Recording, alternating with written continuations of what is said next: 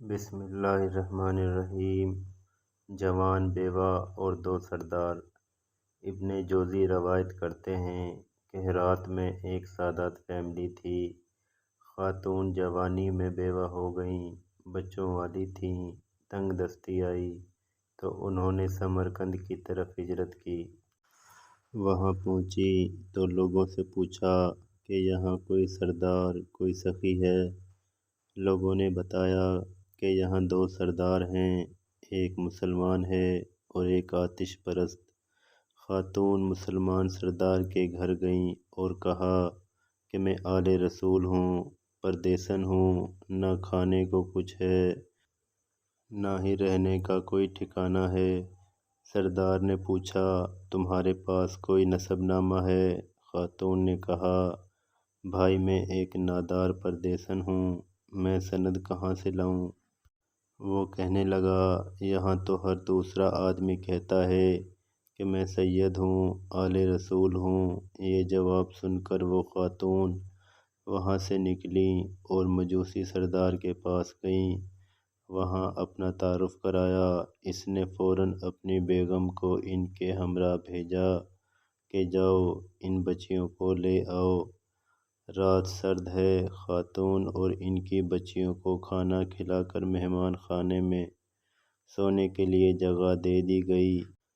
اسی رات کو مسلمان سردار نے خواب دیکھا کہ رسول صلی اللہ علیہ وآلہ وسلم جنت میں سونے سے بنے ایک خوبصورت محل کے دروازے پر کھڑے ہیں۔ یہ عرض کرتا ہے یا رسول اللہ صلی اللہ علیہ وسلم، یہ محل کس کا ہے؟ آپ صلی اللہ علیہ وسلم فرماتے ہیں ایک مسلمان کا ہے۔ یہ کہتا ہے مسلمان تو میں بھی ہوں۔ آپ فرماتے ہیں اپنے اسلام کی کوئی سند پیش کرو۔ وہ شخص کانپ جاتا ہے۔ آپ صلی اللہ علیہ وسلم فرماتے ہیں میرے گھر کی بیٹی تیرے دروازے پر چل کر آئی اور تو نے اس سے سادات ہونے کی سند مانگی، میری نظروں سے دور ہو جا۔ جب اس کی آنکھ کھلی تو وہ ننگے سر اور ننگے پاؤں باہر نکل آیا اور شور مچانا شروع کر دیا کہ وہ پردیسن خاتون کہاں گئی؟ لوگوں نے بتایا کہ وہ آتش پرست سردار کے گھر چلی گئی۔ وہ اسی حالت میں بھاگا گیا اور اس سردار کے دروازے کو زور زور سے کھٹکھٹانے لگ پڑا۔ گھر کا مالک باہر نکلا اور پوچھا کیا ہوا؟